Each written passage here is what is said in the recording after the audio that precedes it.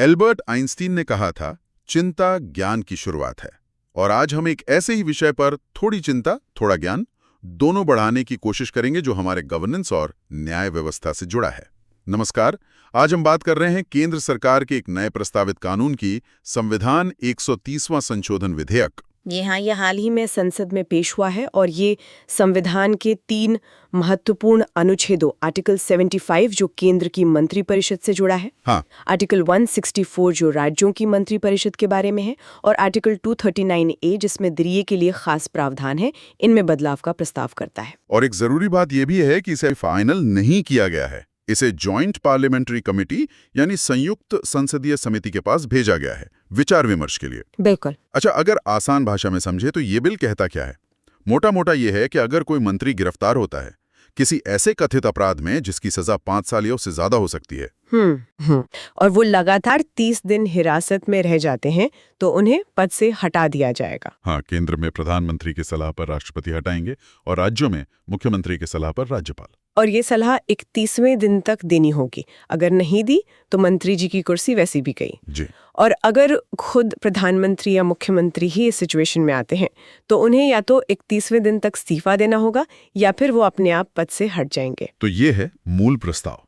हमारी ये जो आज की बातचीत है ये द हिंदू अखबार में छपे एक एनालिसिस पर आधारित है। हाँ, और ये टॉपिक यूपीएससी की तैयारी करने वालों के लिए खासकर मेंस के लिहाज से बहुत महत्वपूर्ण हो सकता है। बिल्कुल। जीएस पेपर 2 में गवर्नेंस और पॉलिटी के सेक्शन में, और प्रीलिम्स के लिए भी कुछ फैक्ट्स निकल सकते हैं, और वैसे भी देश में शासन कैसे चलता है ये जानना तो हम सबके लिए जरूरी है। सही बात है। तो चलिए इस पर थोड़ी गहराई से चर्चा करते हैं। हमारा मकसद है इस बिल का एक क्रिटिकल एनालिसिस करना जी, खासकर उन 2 पॉइंट्स पर जिन पर सबसे ज्यादा बहस हो रही है, एक तो गिरफ्तारी और दूसरा हिरासत। हाँ जी। तो पहला सवाल यही कि आखिर इस बिल को लेकर इतना हंगामा क्यों है? विपक्ष क्यों इसके खिलाफ है? देखिए, जैसा आपने कहा, 2 मुद्दे हैं जिन पर चिंता जताई जा रही है। पहला, पुलिस या जांच एजेंसी की गिरफ्तारी करने की शक्ति। हाँ और दूसरा, अदालत का हिरासत यानी कस्टडी को मंजूरी देना। जी। दोनों ही मामलों में अधिकारियों के पास काफी विवेकाधिकार होता है, मतलब फैसला लेने की छूट। अच्छा। तो डर ये है कि कहीं इस छूट का, इस विवेकाधिकार का गलत इस्तेमाल ना हो जाए। इसीलिए बिल की बारीकी से जांच जरूरी है। तो पहले गिरफ्तारी वाले पहलू पर आते हैं। हाँ, ये कैसे काम करता है और उसमें क्या पेंच है? हाँ, तो मंत्री को हटाने का जो पहला ट्रिगर है वो है गिरफ्तारी। और गिरफ्तारी का फैसला, जैसा मैंने कहा, काफी हद तक पुलिस या जांच एजेंसी के विवेक पर निर्भर करता है। मतलब ये जरूरी नहीं कि आरोप लगते ही गिरफ्तारी हो जाए। बिल्कुल नहीं। हमारी जो क्रिमिनल प्रोसीजर कोड थी, सीआरपीसी, और अब जो नई भारतीय नागरिक सुरक्षा संहिता बीएनएसएस आई है, उसकी धारा 35, पहले सीआरपीसी 41 साफ कहती है मे अरेस्ट यानी पुलिस गिरफ्तार कर सकती है, शैल अरेस्ट यानी गिरफ्तार करना ही होगा, ऐसा नहीं लिखा है। अच्छा, ये मे और शैल का फर्क महत्वपूर्ण ले। बहुत ज्यादा। और अदालतों ने भी बार बार इस पर जोर दिया है। जैसे एक पुराना मद्रास हाईकोर्ट का केस था, दीनन बनाम जयललिता 1989, उसमें कोर्ट ने गिरफ्तारी का आदेश देने से मना कर दिया था, पुलिस के विवेक को माना था।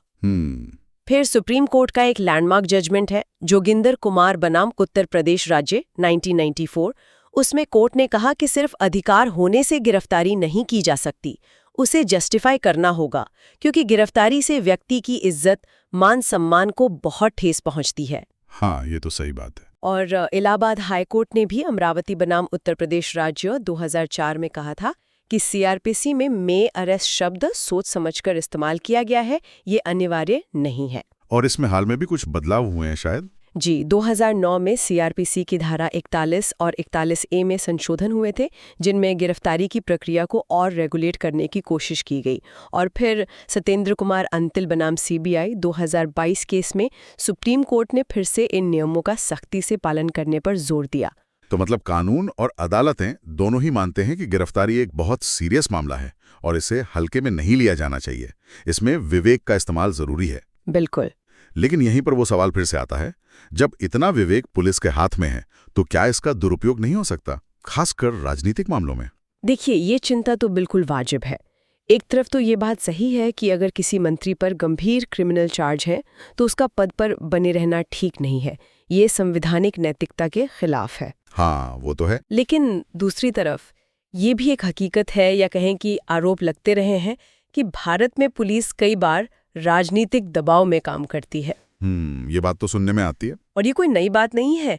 1977 में बने राष्ट्रीय पुलिस आयोग ने अपनी तीसरी रिपोर्ट में कहा था कि उस समय करीब 60% गिरफ्तारियां या तो गैर जरूरी थीं या कानून के हिसाब से सही नहीं थीं। सोचिए, 60%। बाप रे, ये तो बहुत बड़ा आंकड़ा है। हाँ, ये काफी चौंकाने वाला था।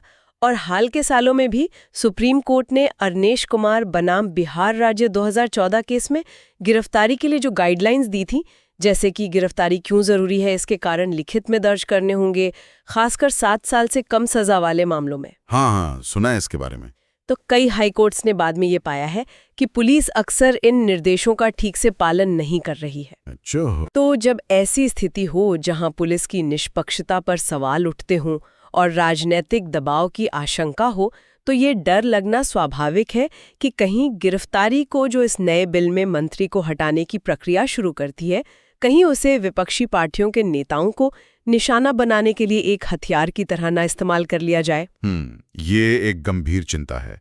यानी इरादा भले ही अच्छा हो, लेकिन तरीका खतरनाक साबित हो सकता है। हो सकता है, कम से कम ऐसी आशंका तो जताई ही जा रही है। ठीक है, तो ये तो हुआ गिरफ्तारी वाला पहलू। अब आते हैं दूसरे पॉइंट पर, लगातार 30 दिनों तक हिरासत में रहना। यहां मामला और पेचीदा हो जाता है, खासकर जमानत यानी बेल को लेकर। बिल्कुल सही पकड़ा आपने। ये जो 30 दिन की शर्त है, ये अचानक से बेल या जमानत के मुद्दे को बहुत ज्यादा महत्वपूर्ण बना देती है। कैसे? सीधी सी बात है, अगर कोई मंत्री गिरफ्तार होने के बाद इन 30 दिनों के अंदर जमानत हासिल कर लेता है, तो उस पर ये नया वाला नियम लागू नहीं होगा, मतलब उसे पद से नहीं हटाया जाएगा। अच्छा, यानी 30 दिन के अंदर बेल मिल गई तो कुर्सी बच गई। हाँ, मोटे तौर पे यही मतलब है। लेकिन अब सवाल ये है कि क्या 30 दिन में बेल मिलना आसान है? हम सब सुनते हैं कि bail is the rule, jail is an exception. जमानत नियम है, जेल अपवाद। हाँ, ये कहावत तो बहुत मशहूर है। लेकिन क्या ये हकीकत में हमेशा लागू होती है? जमानत देते वक्त अदालतें मुख्य रूप से 3 चीजें देखती हैं, जिसे ट्रिपल टेस्ट कहते हैं। क्या आरोपी भाग जाएगा? क्या वो सबूतों से छेड़छाड़ करेगा? क्या वो गवाहों को डराएगा धमकाएगा? लेकिन इनके अलावा भी कुछ चीजें हैं जो जमानत मिलने या न मिलने में रोल निभाती हैं। जैसे अपराध कितना गंभीर है, अक्सर इसे चौथा फैक्टर मान लिया जाता है। लेकिन ये तो थोड़ा अजीब नहीं है? मतलब अभी तो सिर्फ आरोप है, साबित तो हुआ नहीं, तो अपराध की गंभीरता के आधार पर जमानत रोकना। हाँ, ये प्रिजम्पशन ऑफ इनोसेंस यानी निर्दोष होने की धारणा के सिद्धांत के साथ थोड़ा टकराव पैदा करता है। लेकिन प्रैक्टिकल बात यह है कि ऐसा होता है। शायद इकोनॉमिक ऑफेंस में फिर भी जमानत जल्दी मिल जाए, लेकिन अगर कोई जघन्य अपराध का मामला है तो जमानत मिलना बहुत मुश्किल होता है, जब तक कि आरोपी काफी समय जेल में न काट चुका हो। तो इस 30 दिन वाली शर्त में ये गंभीरता वाला फैक्टर भी आड़े आ सकता है। बिल्कुल आ सकता है। और एक और कानूनी नुक्ता है जिसे ये नया संशोधन शायद नजरअंदाज कर रहा है, वो है डिफॉल्ट बेल का कॉन्सेप्ट। डिफॉल्ट बेल, ये क्या होता है? देखिए, सीआरपीसी की धारा 167(2), जो नई बीएनएसएस में धारा 187 है, ये कहती है कि अगर पुलिस एक तय समय सीमा के अंदर, जो अपराध की गंभीरता के हिसाब से 60 या 90 दिन होती है, जांच पूरी करके चार्जशीट फाइल नहीं कर पाती, तो आरोपी को जमानत पाने का एक कानूनी अधिकार मिल जाता है। इसे ही डिफॉल्ट बेल कहते हैं। अच्छा, मतलब पुलिस की देरी का फायदा आरोपी को मिलता है। आप कह सकते हैं ये आरोपी का एक वैधानिक अधिकार है। आप सोचिए, कानून 60 या 90 दिन बाद डिफॉल्ट बेल का अधिकार दे रहा है, लेकिन ये नया बिल मंत्री को सिर्फ 30 दिन की हिरासत के बाद ही पद से हटाने की बात कर रहा है। ये तो विरोधाभास लग रहा है। हाँ, क्योंकि आमतौर पर पुलिस रिमांड और फिर जुडिशियल रिमांड मिलाकर 30 दिन से ज्यादा हो ही जाते हैं, और अदालतें भी अक्सर जांच के लिए 60-90 दिन की पूरी सीमा तक रिमांड देती हैं। तो ऐसे में 30 दिन के आधार पर मंत्री को हटा देना, जबकि हो सकता है कुछ दिन बाद उसे डिफॉल्ट बेल मिल जाती, ये थोड़ा तर्कसंगत नहीं लगता। सही बात है। अच्छा, और वो जो स्पेशल कानून होते हैं जैसे पीएमएलए, यूएपीए, उनका क्या? बिल में तो लिखा है किसी भी लागू कानून के तहत अपराध। हाँ, और यही बात इस मामले को और भी ज्यादा गंभीर बना देती है। किसी भी लागू कानून का मतलब है कि इसमें पीएमएलए यानी मनी लॉन्ड्रिंग एक्ट, एनडीपीएस यानी ड्रग्स वाला कानून और यूएपीए यानी आतंकवादी विरोधी कानून जैसे स्पेशल एक्ट भी शामिल हो जाएंगे। और इन कानूनों में तो जमानत मिलना वैसे ही बहुत मुश्किल होता है, सुना है। बिल्कुल, इन स्पेशल कानूनों में जमानत के लिए कुख्यात दोहरी शर्तें यानी ट्विन कंडीशंस होती हैं जो सामान्य सीआरपीसी बीएनएसएस में नहीं है। दोहरी शर्तें वो क्या हैं? पहली शर्त ये है कि अदालत को पहली नज़र में ये लगना चाहिए कि आरोपी ने वो अपराध नहीं किया है, और दूसरी शर्त कि अगर उसे जमानत दी गई तो वो बाहर जाकर फिर कोई अपराध नहीं करेगा। अरे बाप रे, ये तो लगभग नामुमकिन शर्तें हैं। मतलब आरोपी को खुद को बेगुनाह साबित करना होगा, वो भी जमानत के स्टेज पर। हाँ, सबूत का बोझ लगभग पूरी तरह प्रोसिक्यूशन से हटकर आरोपी पर आ जाता है। इसीलिए इन कानूनों में जमानत मिलना इतना मुश्किल होता है। कोई उदाहरण है इसका हल का? जी, जैसे दिल्ली के पूर्व उप मुख्यमंत्री मनीष सिसोदिया का मामला है। उन्हें पीएमएलए के तहत कथित शराब घोटाले में गिरफ्तार किया गया और करीब 17 महीने जेल में रहने के बाद जमानत मिली। 17 महीने? हाँ, और ये इन स्पेशल कानूनों के मामलों में कोई अनोखी बात नहीं है। तो अब सोचिए, अगर कोई मंत्री इन कानूनों के तहत गिरफ्तार होता है तो उसके लिए 30 दिन के अंदर जमानत पाना कितना मुश्किल होगा। लगभग नामुमकिन ही लगता है। बिल्कुल। तो ऐसे में ये 30 दिन की सीमा पार करना बहुत आसान हो जाएगा, और इस आधार पर मंत्री पद से हटाया जाना, भले ही वो बाद में बरी हो जाए, ये बहुत ही नुकसानदेह साबित हो सकता है। यानी स्पेशल कानून के मामले में तो ये 30 दिन की शर्त बहुत सख्त हो जाएगी। हाँ, और इसमें एक और एंगल जुड़ जाता है, वो है मंत्री का अपना पद। वो कैसे? अदालत जमानत देते समय ये भी देखती है कि क्या आरोपी गवाहों को प्रभावित कर सकता है या सबूतों से छेड़छाड़ कर सकता है। अब मंत्री तो एक पावरफुल पोजीशन पर होता है। हाँ, उसका प्रभाव तो होता ही है। तो ये आशंका कि वो अपने पद का दुरुपयोग कर सकता है, ये जमानत खारिज करने का एक मजबूत आधार बन सकती है। ओहो, तो ये तो मंत्री के लिए एक अजीब सी स्थिति बन गई। अगर वो मंत्री बना रहता है तो शायद पद पर होने की वजह से जमानत मिलना मुश्किल हो जाए और 30 दिन बाद कुर्सी चली जाए। और अगर वो जमानत की उम्मीद में इस्तीफा दे दे तो फिर जमानत मिल भी गई तो भी मंत्री पद तो गया ही। ये तो वाकई दुविधा है। और आखिर में एक और फैक्टर है जिसे नजरअंदाज नहीं कर सकते, वो है जुडिशियल सब्जेक्टिविटी। मतलब जमानत देना या ना देना ये काफी हद तक संबंधित जज के विवेक और उनके नजरिए पर भी निर्भर करता है कि वो आर्टिकल 21 के तहत मिली व्यक्तिगत स्वतंत्रता को कितना महत्व देते हैं। इसमें एक सब्जेक्टिव एलिमेंट हमेशा रहता है।